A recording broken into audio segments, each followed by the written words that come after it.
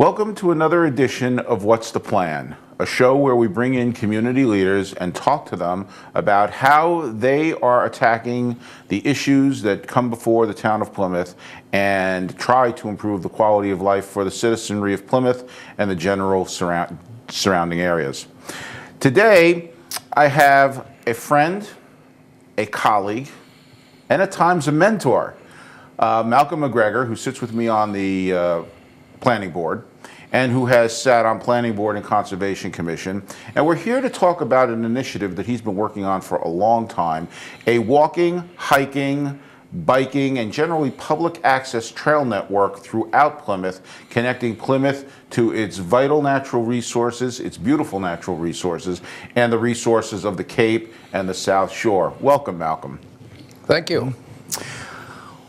What is interesting, and I would love people to know this, and I'm not sure many people know this about you, Malcolm won an award about 5 years ago now, the Planner of the Year award. Yes. But from the state planning group, their name escapes me. But one of the interesting things about Malcolm's career is that for probably 30 years, but if you add the service together, it's more like 45 years. Yeah. Malcolm has been dedicating himself to community service, the environment, and planning of this community. And I think, I want to congratulate you, because that's Thank you a lot of us much. do this work, but none as long as you have. So I thank you for myself personally, and I thank you for the community at large. Let's talk a little bit about your trail system. You've been working on this for a while. You worked on it with Val Massard, the former town planner, for years. You've been negotiating with land developers, public authorities, and groups that own land. Tell us a little bit about the nexus of this and where you hope it goes. The system evolved from a concept that a planner a number of years ago named Judd Turgeon introduced, which was wildlife corridors, meant for wildlife basically to move from inside Plymouth towards the coast. So I've sort of been expanding on that and expanding it to not only wildlife but people, and expanding its location and going all the way into the state forest from areas along the coast and out to other surrounding towns. So now we have partial system of trails mapped, which go into the state forest from Plymouth, North Plymouth, Plymouth Center, Pine Hills, Manomet, and Ellisville. And you say there is a connectivity, like with Wareham and Bourne, where we have southern undeveloped rural land exposures against some of their undeveloped land also. Talk a little bit about, I know you've worked with Makepeace and others, Pine Hills, other folks, and in planning, we hear you discuss, you bring up the ability of developers to incorporate trails into their developments, most recently Waverly Oaks, the residential proposal going in there. How does that work out? How is that being received in terms of their willingness to participate? Well, in terms of Makepeace, that's one of the junctions, and that's a connection from the state forest into Wareham to Honet. So potentially now we can walk or bike or ski from North Plymouth into Honet and Wareham, and it's mostly in the woods or on cart paths. They are very receptive to that. I've spoken to River Run, Tom Berkeley, who's managing River Run for Makepeace, and he's very excited about our Plymouth Trail system and connecting the River Run trails, which go through his subdivision, to that. Subdivisions, when they come in, as you know, in the planning board, we try and save a block of open space land. So the ideas that I have are to connect, make sure that we save those in such a fashion that they connect together and create a corridor which goes somewhere and buffers other subdivisions, or buffers village, subdivisions from villages, things of Speaking that to nature. that, just for the folks, Excuse me. we have standard subdivisions which are generally allowed in residential zones as long as they meet certain criteria. But if you've been watching Planning Board, if you've been watching discussions of planning in Plymouth, we now have something called rural density development and village open space development overlays, which go into our current residential zones, whether they're R20s or 40s rural residential, in which people are seeing us approve smaller lot sizes in, let's say, the rural residential, which is a minimum 3-acre zone.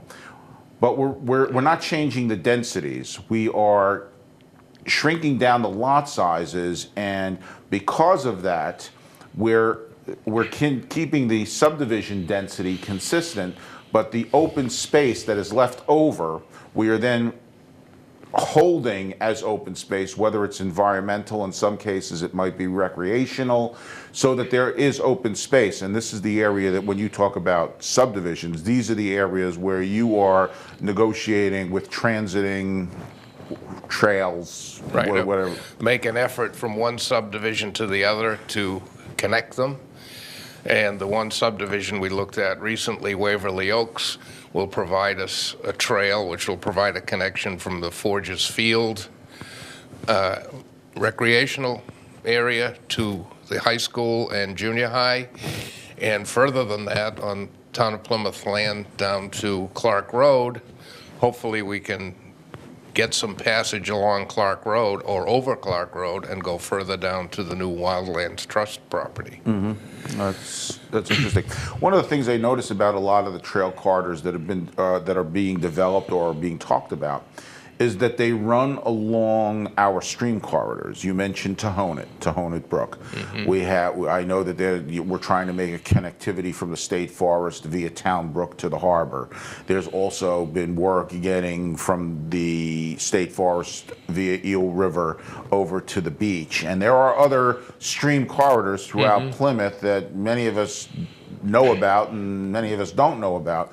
And it seems that those are providing the vectors, if you will, to create these corridors, wildlife corridors, and then putting in, trail systems. That's correct. The main two are Town Brook, which takes us up to now Morton Park, and I'm working on getting on the other side of Billington Street, up Brayley Road, into the town forest. The other main one is Eel River, which goes pretty much from the Jordan Road area into the Eel River headwaters and into the state forest. Well, it's interesting because I don't know that a lot of people realize this. I mean, it's kind of my neighborhood. But you can walk from Plymouth Harbor along Town Brook, past the grist mill, up behind where Plimco was. You can walk all the way over to a place that they call Deepwater Hole, which Deepwater Hole is that place where Billington Street crosses Town Brook and then goes under Route 3. That little area is Deepwater Hole. And the trail system actually comes out there. You have to walk on things like off Billington Street and things like that, but along that corridor. And of course now, David Gould has gotten a lot of grant money and is working on removing some of those dams, and so the trail system is probably a little chopped up right now due to ongoing project work. But there is a trail system that really comes right up through and gets you to Route 3, and then if you can get under Route 3 on the sidewalks, you're into Morton Park. I mean, you're already into Morton Park, and now it's getting from Morton Park south and connecting, because it's interesting where I live. From a watershed perspective, there really is no watershed anymore. I mean, there's the Town Brook watershed and there's the Eel River watershed. There used to be a watershed associated with Cook's Pond that used to tie into the Eel River, I believe it was, over that way. But because of activity, cranberry bogs and the like, those watersheds have been altered a little bit. And you say, well, that's probably not a good thing to say. Well, wrong, because it's also created endangered species habitat in those areas because of the manipulated water water table.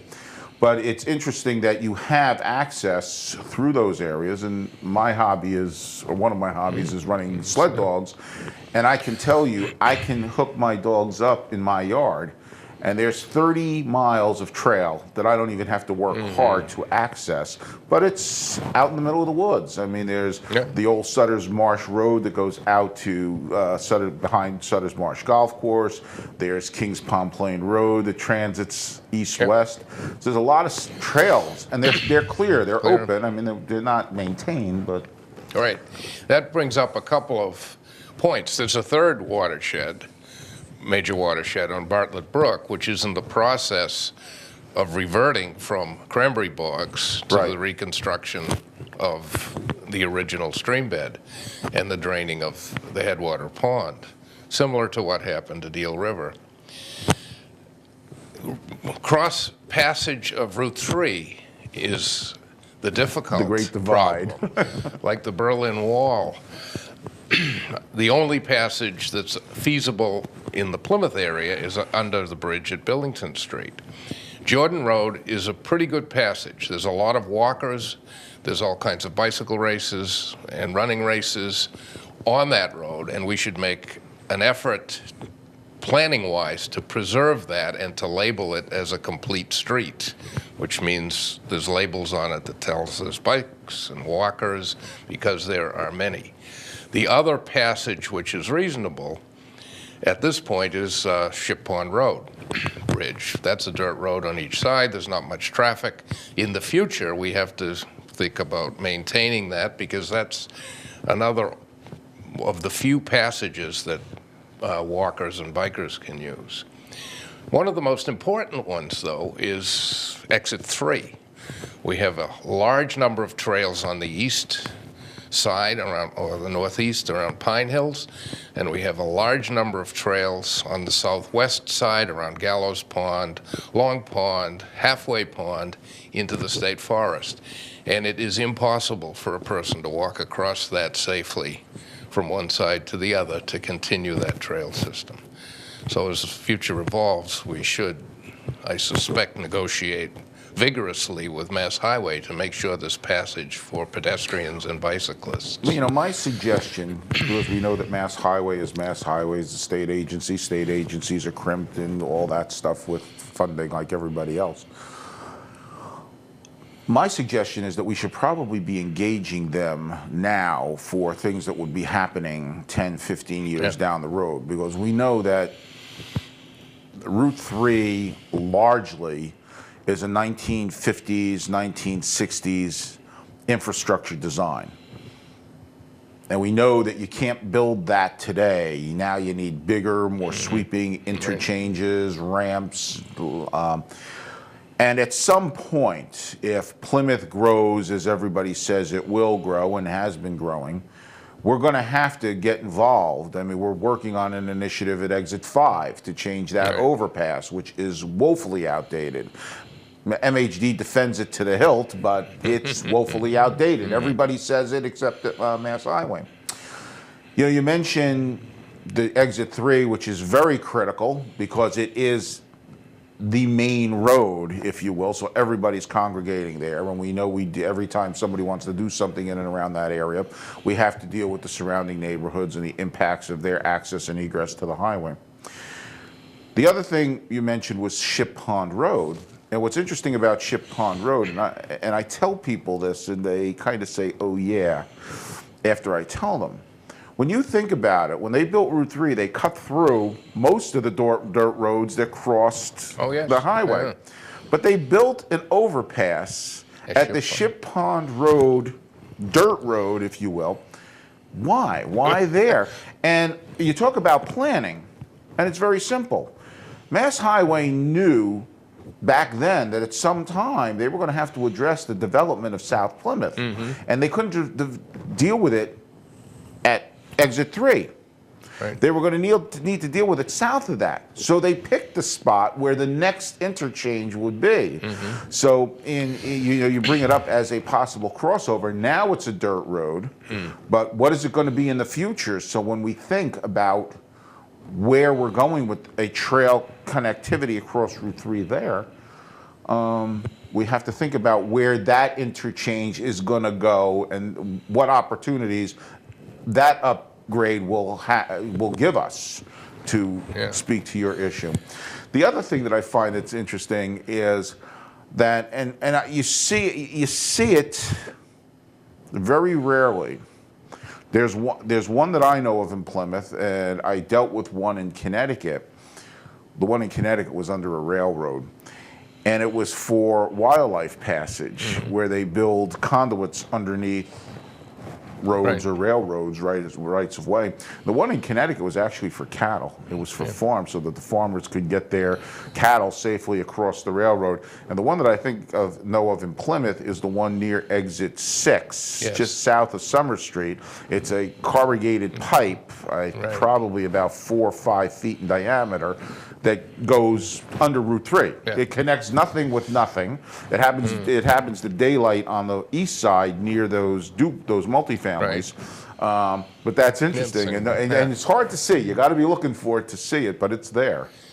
Funny you should mention that. On the bicycle trail that was recently built from the boundary of Falmouth to the Woods Old Bicycle Trail, there are 2 of those cow tunnels along that trail. And their passage underneath, but the different in 90 degrees to the actual trail. Now, in working on this trail system, it seemed like, to me, having watched you do that and watching what happens in town, the town adopted healthy communities as a program which you speak to with complete streets and things like that.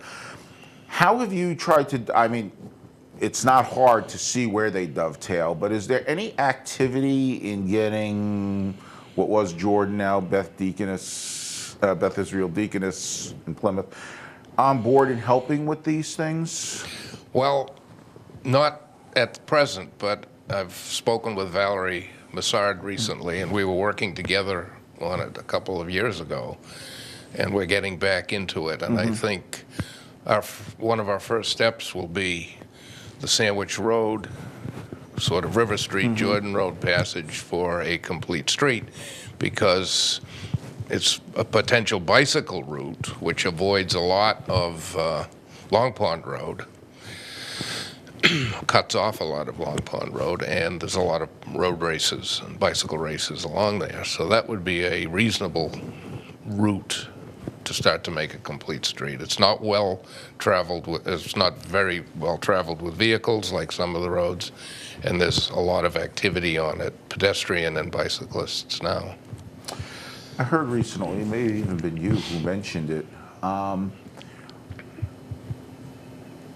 Plymouth has a large lineage of the Clare Saltonstall bike trail, which goes from Boston to the Cape. And it utilizes Long Pond Road, along with a lot of other users, creating some safety issues which are discussed at Planning Board fairly frequently. There was some talk that they may be talking about realigning or laying out the Saltonstall on different roads. Were you the one who mentioned that? That was just a proposal I forwarded. I don't think anybody's talked about it. But where were you thinking of that realignment? Well, coming down through Plymouth, down Sandwich Road to River Street. Along that piece, through there. Okay. Clifford Road to Jordan Road, and then to a short section of Long Pond Road and into the State Forest. And you can pass through the State Forest and come out on Cranberry Road down Tremont Street. There's a number of names for it. South Carver. Yeah, it ends in Tohonet and Wareham, and the Southeastern Mass Bicycle Trail, which starts at the, I guess, Seekonk, at the Providence, at the Rhode Island border, is almost completed across to Bourne and to the Bourne Bridge. So these two would meet at that point, and that would allow access for bicyclists coming from Boston to the Bourne Bridge or the Sagamore Bridge. And then you evaporate. Right. You know, one of the interesting things, we talk to developers and we talk to landowners, public and private, about easement and access. And we try to keep these corridors on or near our paved roads. And our paved roads, our traveled ways don't really occupy the complete layouts of the streets. Unfortunately, that costs money to develop, further develop. But you could widen, I'm guessing you could widen Long Pond Road, because the traveled way that's probably a 40 to 50 foot layout.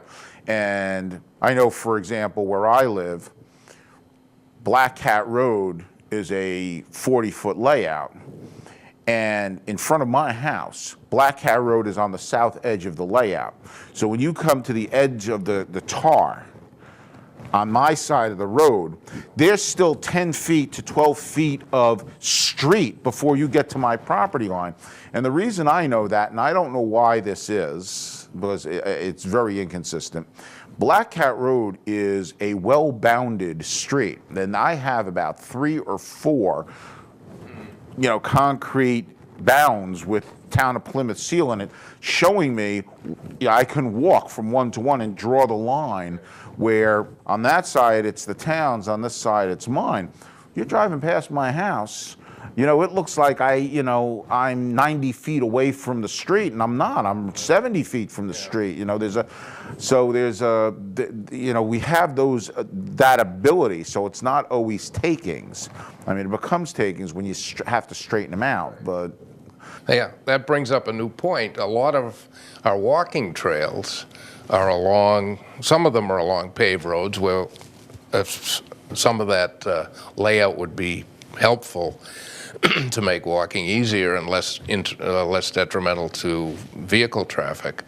And a lot of them, as many as possible, are on fire roads. So there's no need to make trails. We can get from one place to the other in Plymouth, in a lot of instances, in the woods, without creating any trails at all, because there's so many fire roads. And but to do that, you have to get easements, because a lot of that is across private land. I mean, fire roads are not necessarily public layout. They just happen to be the shortest, easiest way to get from the water to the problem or to the issue. So, how? I realize you've been working a lot in public layout, but what have you encountered with liability or questions of liability, I should say, with privates? I mean, Makepeace has been very, open. Waverly was very open.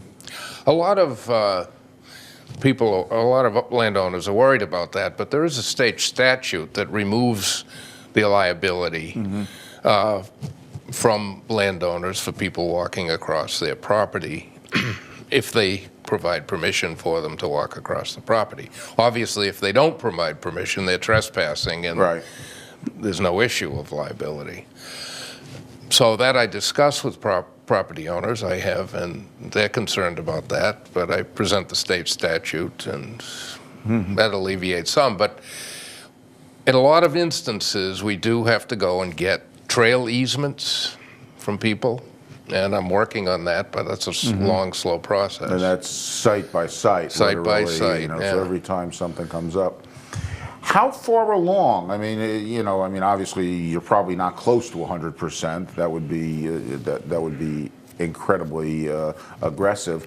Where are you in your mind with, in percentage of, at least getting this connectivity pretty much set, and then where you're just not adding, you've got the required. Yeah.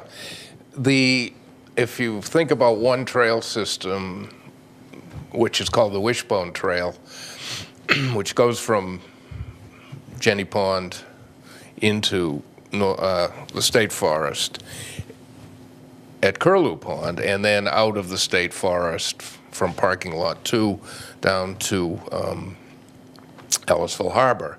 That's a pretty long trail system. It's probably 15 or 20 miles. There's a couple of short pieces in there, but not in, I would guess maybe 5% of that. A lot of it's on public, town-owned open space. So there are just short pieces that aren't, and I'm going to make a proposal to the Open Space Committee, to make a motion to have the Community Preservation Committee look at an end to that southern wishbone, which goes over to the Center Hill property as well as down to the Ellisville. And that's the only piece that's really missing there. Otherwise, it's all on public property all the way from the state forest or Wildlands Trust property. Well, that's great. I mean, I think that the initiative is, you know, something that we definitely need. It's consistent with where I think we're going in terms of development practices and healthy communities. I mean, we have to get back to not always jumping in the car and, you know, going, you know, where it's difficult when you have a lot of open land. You tend not to be a walkable community in the traditional sense. Yeah. You know, I grew up in New Jersey. You forgot a quart of milk, you could walk back to the store to get it. You know, you were walking on sidewalks, you were not walking on nature trails, but you could walk. Here, it's a little difficult when you live on Bourne Road and you've just gone to the market basket or you know, one of the local markets, and then you say, oh, and then you have to go, you know, even a convenience store is tough to find. So it's a little bit difficult. Well, this has been great. I think the program is a wonderful program. I think it's certainly, I don't want to say it's in its infancy, but it's still working process, to maturity. But I wish you the best with it, and I thank you for your efforts, because this is above and beyond. I mean, it's consistent with what you've been doing for your 30 years of service, but it's a little bit above and beyond that. It's a personal interest, and I thank you very much for your efforts. Thank you. Thanks for being on. Enjoyable conversation. Oh, it always is. And thank you for viewing.